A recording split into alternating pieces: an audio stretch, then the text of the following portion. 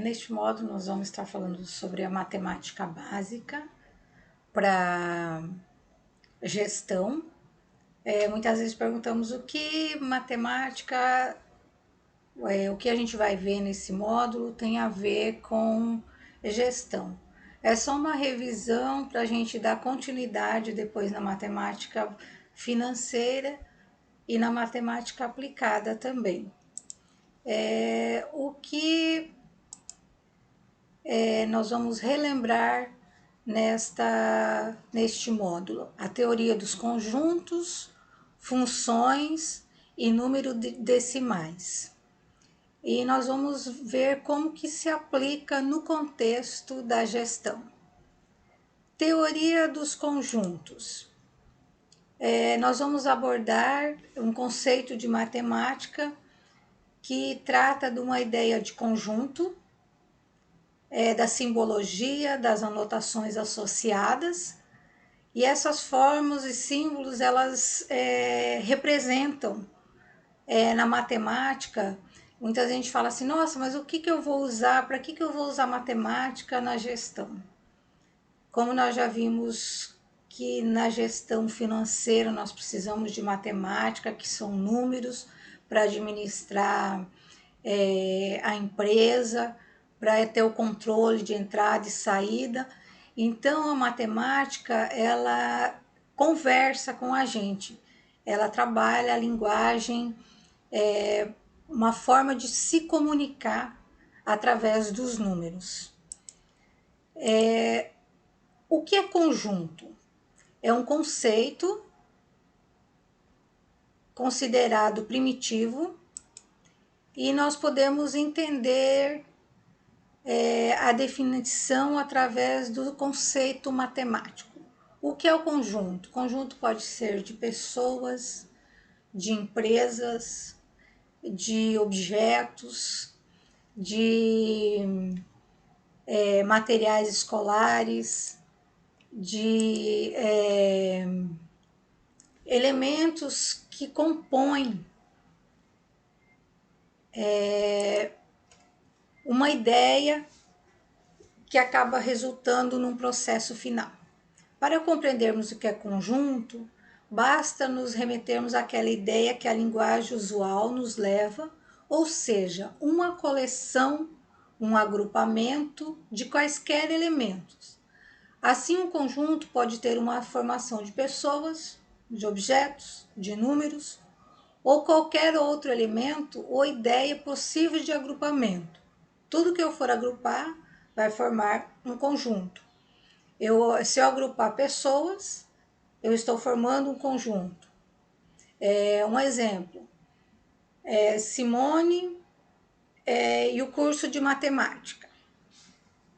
Então, Simone, ela pertence ao curso de matemática porque ela está ministrando a disciplina de matemática. Então, ela pertence ao conjunto da matemática. Agora, se eu pegar outra pessoa que não está fazendo a disciplina e que não faz parte da disciplina, não faz parte do curso, então ela não pertence a esse curso, ela não está contida nesse curso. Então, o conjunto, ele é uma ideia de agrupamentos, de quem pertence e de quem não pertence a esse grupo. Nós podemos falar que um conjunto está bem definido quando podemos estabelecer com certeza se um elemento pertence ou não, como eu já disse, se a pessoa faz parte ou não. Assim, o conjunto dos setores da prefeitura da cidade X, com melhor propaganda, ou com mais de 2 funcionárias bonitas, não caracteriza um conjunto bem definido, pois melhor propaganda e funcionária bonita tratam de compreensões que envolvem a subjetividade. Então, nem sempre eu posso dizer que a pessoa faz parte daquele contexto, daquele grupo, daquele conjunto. Aqui está falando do setor da prefeitura.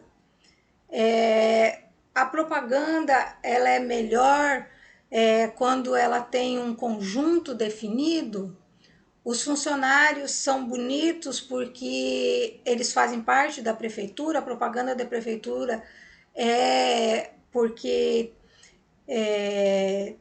tem funcionários bonitos, então a prefeitura ela se destaca. Nem sempre é isso. Então nós temos que ver as subjetividades, temos que entender, compreender a subjetividade do conjunto.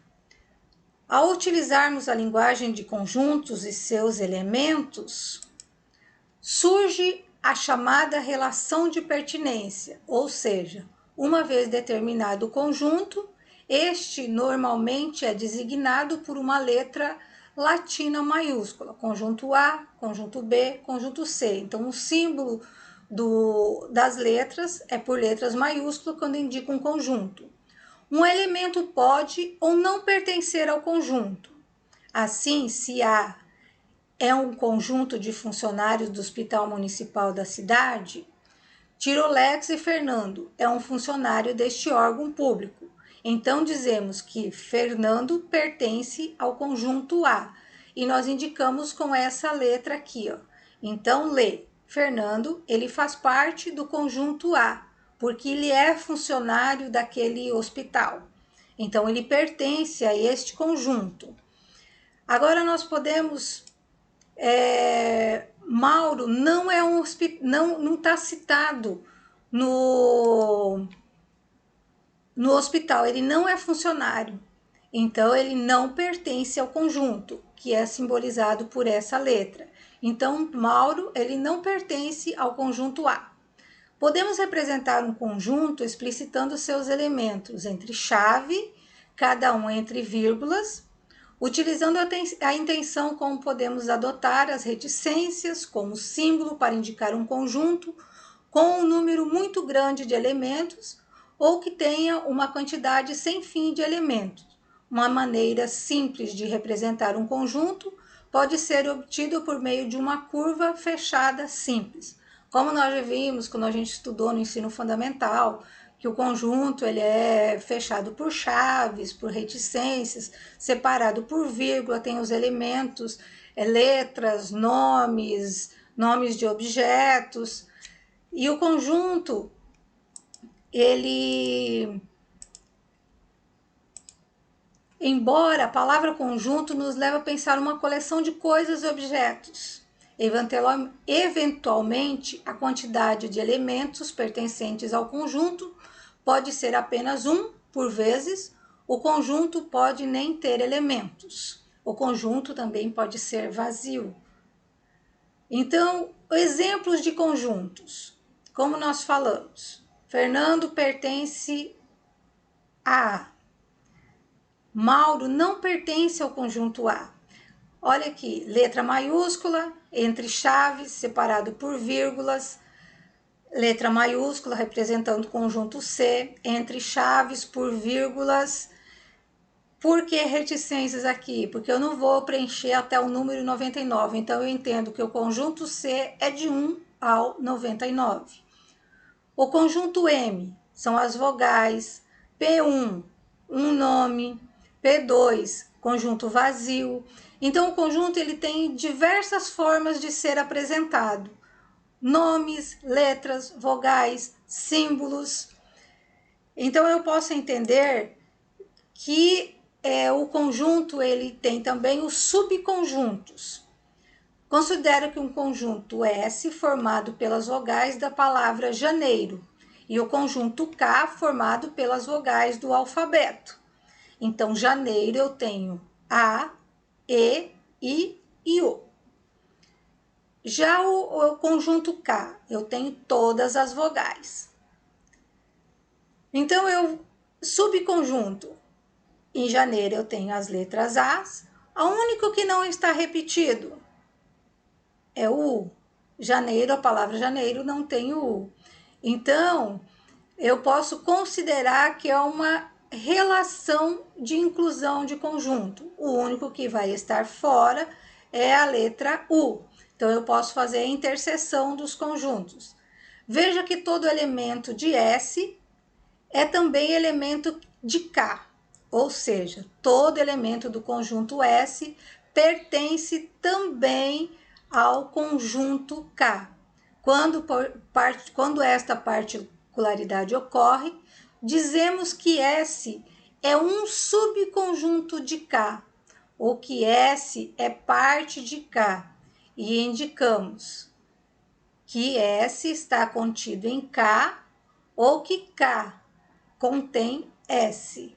Então, eles estão interligados, porque o único que está fora é o U, mas o A tem no conjunto S, o A tem no conjunto K também. Então, S está contido em K, ou K contém o S, o conjunto S. Então, são os elementos que fazem parte de um mesmo conjunto.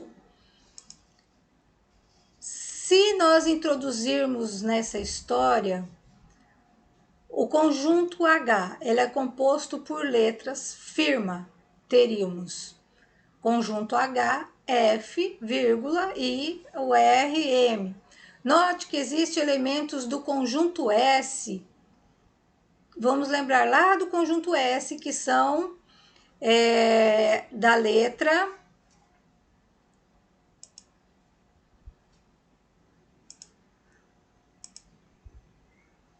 da palavra janeiro. Então, lá tinha A, E, I e O. Agora, o conjunto H é composta pela palavra firma. O que eu tenho contido é as vogais, o I e o A. Note que existem elementos do conjunto S que não pertencem ao conjunto H. E assim, S não está contido em H. E indicamos se S não está contido em H, porque nem todas as letras fazem parte do conjunto H.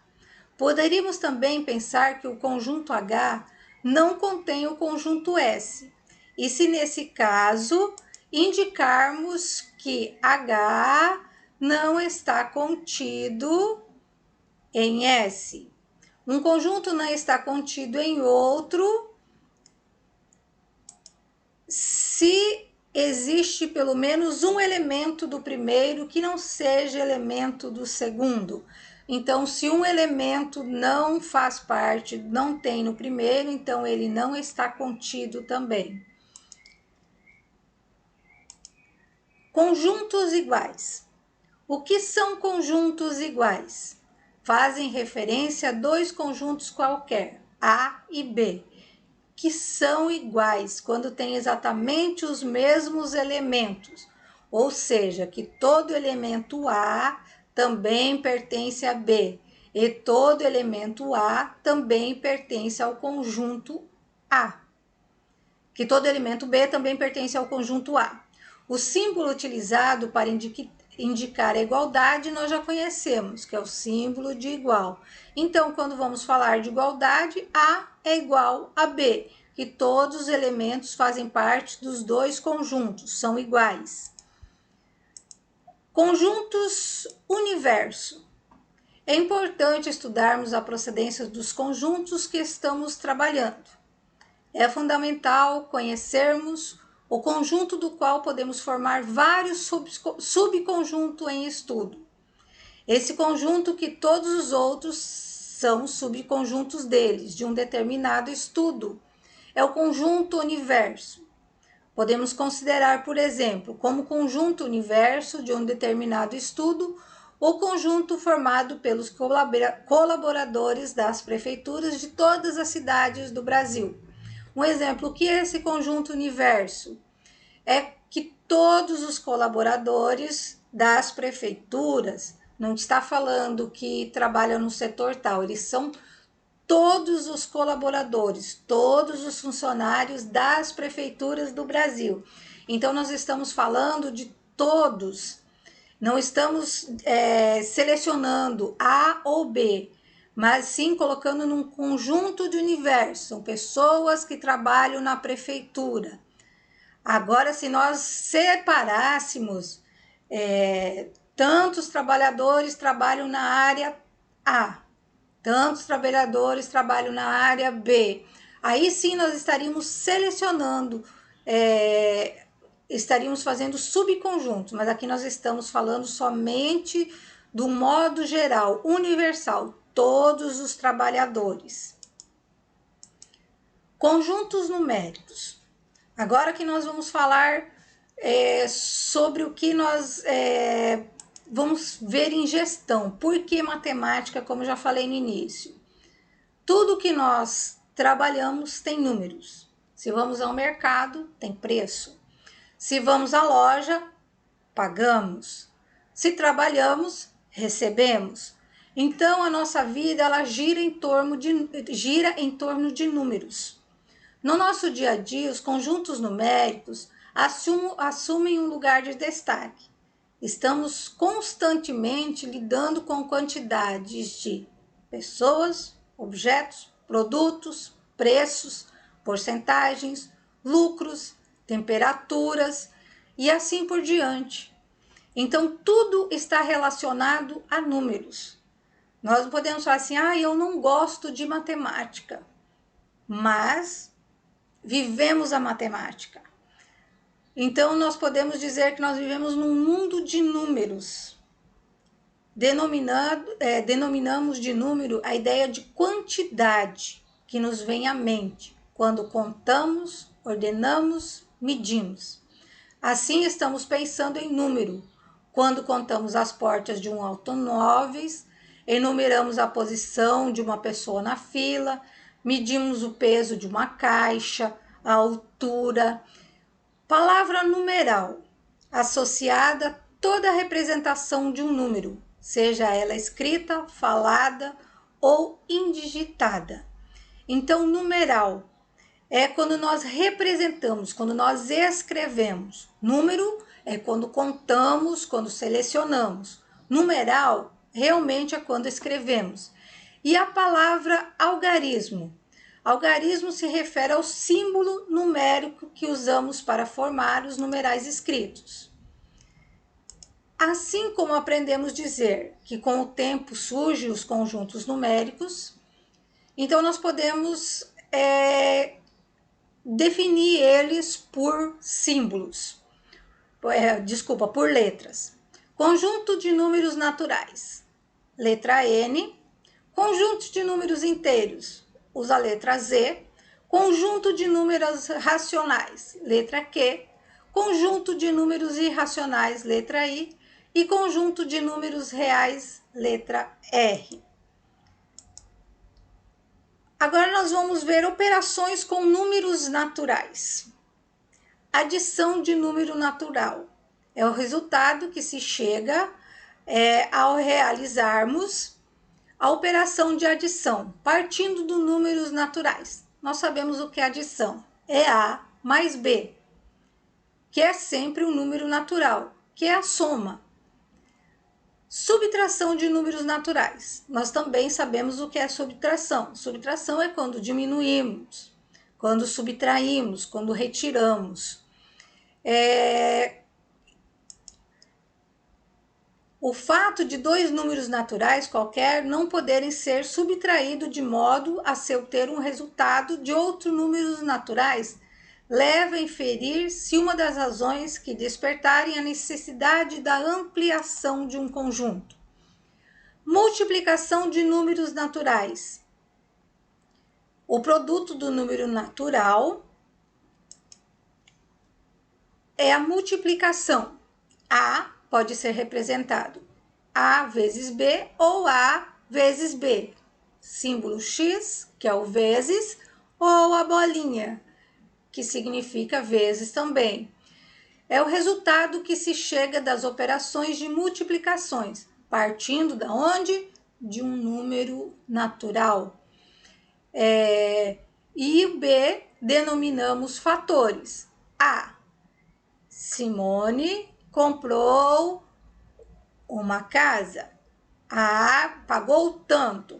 Então, eu tenho que saber, a casa valia tanto vezes tanto que pagou já. Então, eu já sei o que eu paguei ou o que eu devo pagar. Então, é a fatoração dos números que traz o resultado. Divisão dos números naturais. Divisão, nós sabemos que nós temos um valor e nós dividimos para chegar ao resultado final, para encontrar o resultado da divisão. O quociente entre dois números naturais, A e B, é o resultado a que se chega ao realizarmos a operação da divisão partindo do número natural, chamando dividendo, e do número natural B, chamado divisor. Então, nós temos o dividendo e o divisor. O dividendo, geralmente, nas divisões, ou ele é maior ou ele é menor que o divisor. Nessas operações, nós percebemos a necessidade da ampliação do conjunto. Conforme os resultados das operações, nós vamos entendendo a necessidade da ampliação do conjunto. Se eu preciso de mais elementos, se eu preciso de menos, qual é o resultado que deu entre um elemento de um conjunto dividido pelo outro elemento, é a multiplicação de um número, de um elemento com a multiplicação de outro, qual é o resultado. Então, através disso, nós encontramos problemas para encontrarmos a solução desses problemas. E então, isso que é usado na gestão. Nós procuramos encontrar os resultados finais.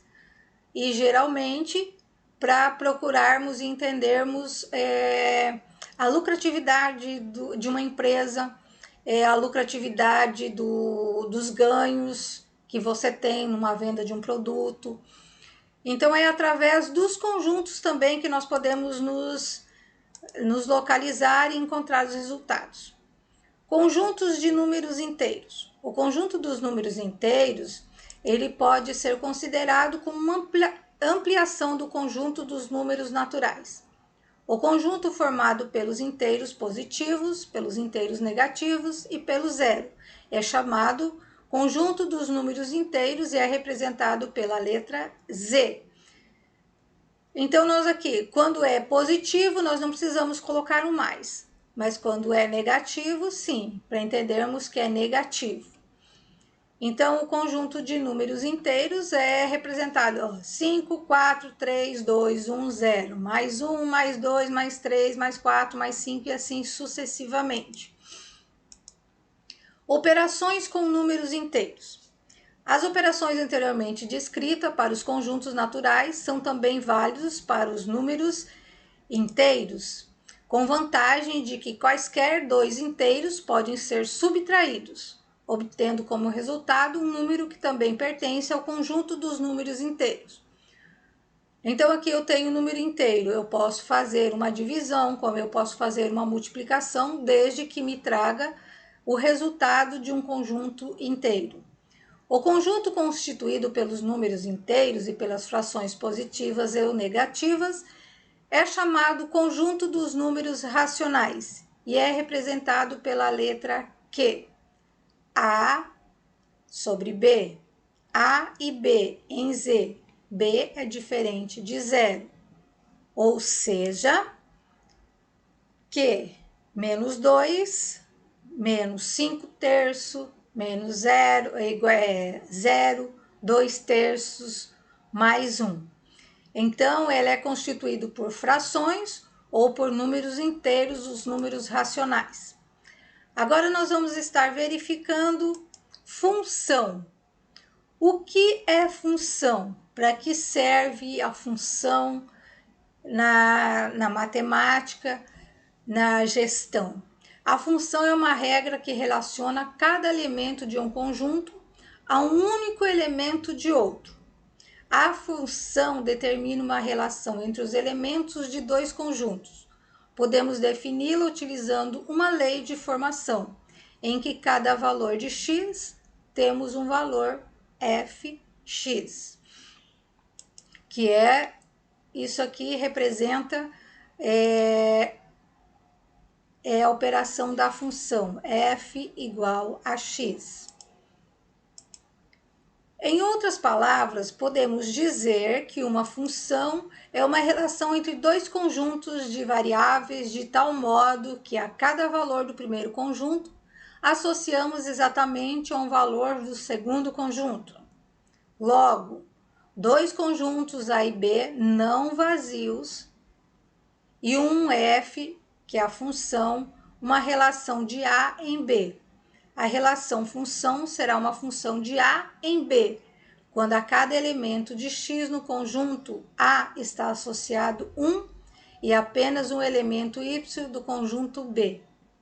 Usualmente denominamos de X a variável independente e Y é a denominação utilizada para a variável dependente. Então, nós temos uma variável independente e uma variável dependente. Independente é o x e a variável que depende do x é o y. Uma variável depende de outro. Um elemento depende o elemento x, ele não depende do elemento y, mas o elemento y depende do elemento x. Diante da correspondência entre os valores de um conjunto, domínio, que é o x, e valores do outro conjunto y, que é uma função, dizemos que y é igual à função de x. E o par x, y, pode ser escrito como x função de x. A notação função x é lida como f de x. O número representado por função de x é o valor da função em x. As funções podem ser apresentadas por tabelas, gráficos, equações. Quando uma função é descrita destes vários modos, cada descrição fornece a mesma informação com uma ênfase diferente. Então, aqui nós estamos diante de conjuntos de domínios do valores de um conjunto y, dizemos que está em função de x. E também que x pode estar em função de x também. Nós separamos entre parênteses quando se trata de uma função. E as funções, elas não são só representadas por equações, elas podem ser apresentadas por tabelas, por gráficos também. Entradas e saídas, variáveis independentes e dependentes. Chamamos a entrada de uma função de variável independente e a saída de variável dependente. Quando o conjunto de pares ordenados representa uma função, cada par ordenado ele é escrito na forma entrada, saída, variável independente e variável dependente. Um exemplo, na função y igual a 2x, o valor de y depende do valor que x tiver. Se x vale 2, y vale 4, se x vale 9, y vale 18, porque eu tenho aqui 2x. Então, eu sei que o 2x, o valor do x é 2. Então, eu vou saber que vai estar multiplicando por 2. A convenção matemática é que a primeira variável ou entrada de uma função seja representado no eixo horizontal e que a segunda variável ou saída seja representado no eixo vertical. Aqui nós temos um exemplo de variáveis independentes e dependentes. Uma variável independente é a variável que é alterada no controle de uma experiência científica para testar os efeitos sobre a variável dependente. Então, aqui eu tenho as variáveis, uma depende da outra, 10 aqui. Então, com o resultado, eu consigo estar elaborando o gráfico. A variável x é dependente, mas a variável y, ela depende Desculpa, a variável x é independente, mas a variável y é dependente. Então, aqui, para que eu possa formar um gráfico, eu tenho que ter dois pontos, x, y. E conforme os cálculos, eu vou anotando no gráfico para que eu possa, anotando na tabela, para que eu possa estar formando o gráfico até o ponto elevado. A linguagem das funções. Quando uma grandeza y é uma função de x, podemos escrever y é uma função de x. Y é igual à função de x. Saída, f, entrada. Variável dependente, f, variável independente. A notação de função pode proporcionar uma considerável economia na escrita e na leitura, utilizando Rx em vez da expressão completa para representar a função. Reescrevendo equações usando a notação de função. Nós sabemos, saída já é uma regra aplicada à entrada. Variável dependente, alguma regra aplicada à variável independente. Precisamos primeiro identificar as variáveis independentes e as variáveis dependentes. Então, na função equação, nós precisamos compreender qual que é a variável dependente e qual que é a variável independente.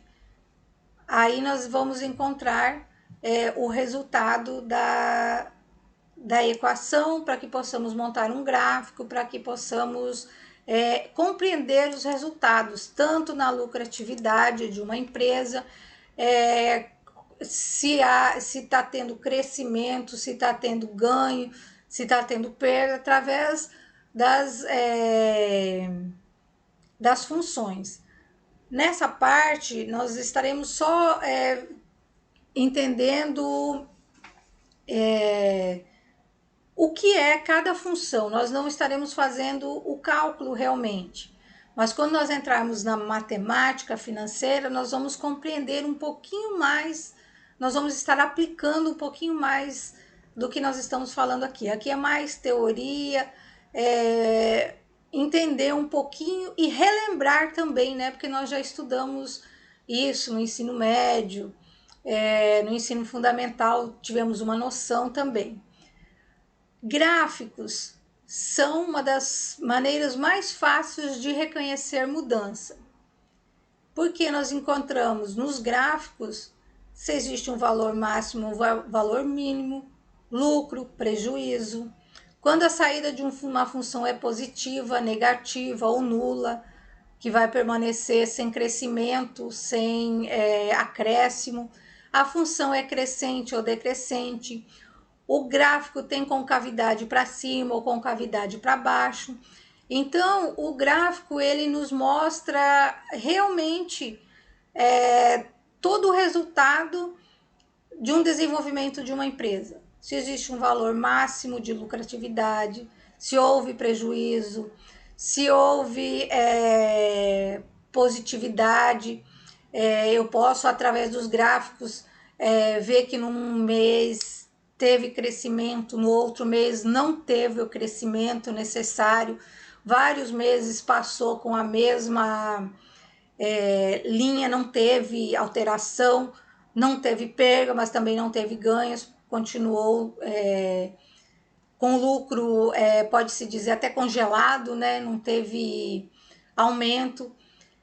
E também ele mostra concavidade para cima e concavidade para baixo.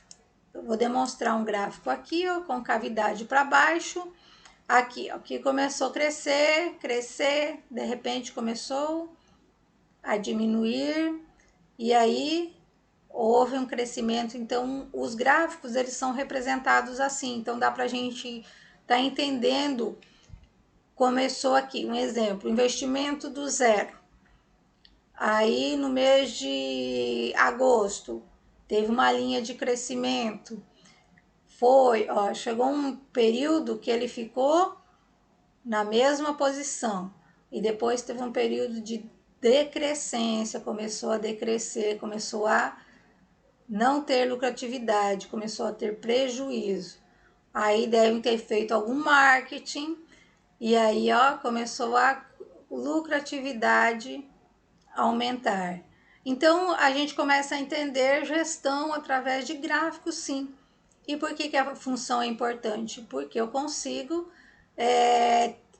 fazer os cálculos e ter o resultado de lucratividade ou de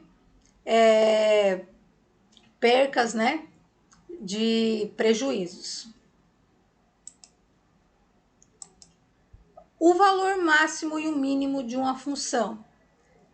Máximo, nós sabemos que é o ponto mais alto. Ou pontos aqui, ó. Ponto mínimo está decrescendo. Foi lá embaixo. Valor mínimo. Valor máximo. Então, esses são os resultados de uma empresa. Valor máximo, o valor encontrado de X. No mês de, exemplo, no mês de outubro, a lucratividade foi tanta. Então, eu tive um aumento, mas eu também posso ter um prejuízo em certa área da minha empresa também. Eu não tenho só lucros na empresa, eu tenho prejuízo, eu tenho gastos também. Então, esse pode ser um gráfico de gastos. E esse também pode ser um gráfico de gastos. No mês tal eu gastei tanto, fui lá em cima os meus gastos. Então, eu tenho a lucratividade como um ponto máximo, como tem um gasto também de ponto máximo. Então, eu tenho que ter, saber compreender o cálculo das funções. Agora nós estamos vendo uma função, ela é decrescente em um determinado intervalo, se os valores de fx diminuem com o aumento de x no intervalo. Uma função, ela é crescente em determinado intervalo, se os valores de x da função aumentam quando x aumenta no intervalo. Analisando o gráfico da função de f da figura, percebe-se que no intervalo menos 5, menos 2 e menos 2 e 2 positivo do seu domínio, ela é respectivamente crescente e olha aqui, no intervalo de menos 5, aqui eu tive, aumentou. O valor do y também aumenta. Aqui, ou seja, nesse intervalo a função ela é crescente. No intervalo de menos 1, cadê o nosso menos 1? E 2. Eu tenho 2 positivo aqui, e aqui eu tenho menos 3, menos 2, menos 1, mais ou menos aqui embaixo, menos 1. À medida que o valor de x aumenta, o valor de x está aumentando. O valor de y diminui. X aqui, y aqui. Aumenta e diminui. Então, aqui o menos 2, menos 5, menos 2, é um intervalo crescente. E aí a gente pode concluir que teve o y, ele não depende, o x não depende do y, mas o y depende do x. Então, se houve um crescimento aqui, mas também houve um declínio aqui. Então, uma função, ela depende da outra. Então, como eu falei, nem sempre é lucratividade. Muitas vezes a empresa ganhou muito, muito, muito. Mas ela teve gastos enormes. que não foram investimentos, porque investimento é um retorno futuro que a empresa pode ter, mas a empresa pode ter investimentos, que é um retorno que no futuro vai retornar, né? Mas muitas vezes a empresa teve só ganhos e muitos gastos e essa não conseguiu subir de novo aqui, ó. Não conseguiu, permaneceu aqui, morreu aqui, ó. Então quer dizer o quê? Que por mais que a empresa ganhou muito, muito, muito, mas ela teve prejuízo, ela teve gastos desnecessários, gastos que não conseguiu recuperar. Então, a função ela vai ser decrescente e ela não consegue subir. Por mais que seja negativa aqui, ela cresceu, porque ela teve retornos, né? Números decimais. Números decimais são números que possuem vírgula, por exemplo, 2, 35, 1, 2. Ao lermos esses números, falamos o seguinte, por exemplo, 1,5.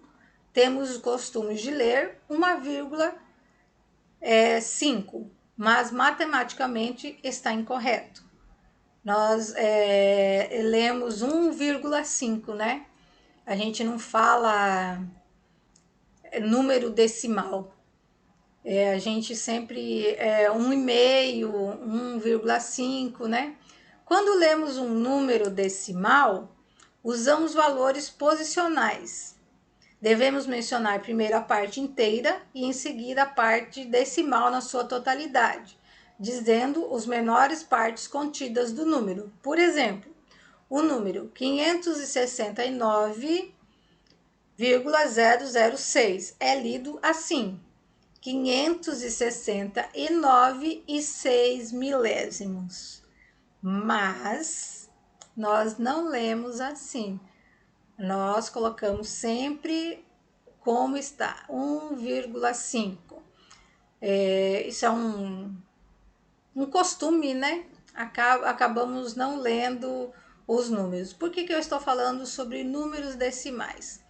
Porque isso são acréscimos nas contas de uma empresa, nas vendas, né? Nos cálculos a serem feitos, valores de produtos, valores de contratos, né? Tudo isso tem os números. E às vezes nós precisamos estar lendo, né? Toda fração decimal pode ser representada por um número decimal. Isso é, um número que tem uma parte inteira e uma parte decimal separados por uma vírgula. A fração 8 décimos pode ser escrita na forma de 0,8, onde o 0 é a parte inteira e 8 é a parte decimal. Para converter um número decimal em uma fração, coloque o número após a vírgula sobre o seu valor posicional. Por exemplo, em 0,6. O 6 encontra-se na casa dos décimos, então colocamos 6 sobre 10 para criarmos a fração equivalente a 6 décimos. Se for necessário, simplificamos a fração.